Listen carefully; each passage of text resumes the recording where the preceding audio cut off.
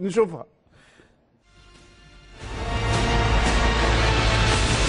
كل الازمات والسلبيات قدر يخرج بثلاث نقاط مهمه بالنسبه للفريق. فتره صعبه على كلوب.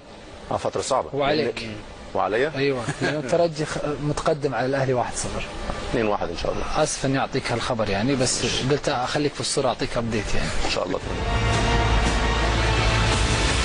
هذا الخبر يعني هو قال له يا باشمهندس، قال له اسف اعطيك هذا الخبر.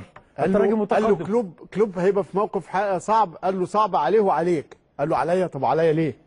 هو بيتكلم على مباراه في اوروبا. قال له عليا ليه؟ قال له عشان الترجي جاب جون في الاهلي. اسف. قال له اسف اعطيك هذا الخبر. قال له 2-1 ان شاء الله. قال له الترجي جاب جون. قال له هتبقى 2-1 ان شاء الله. ان شاء الله.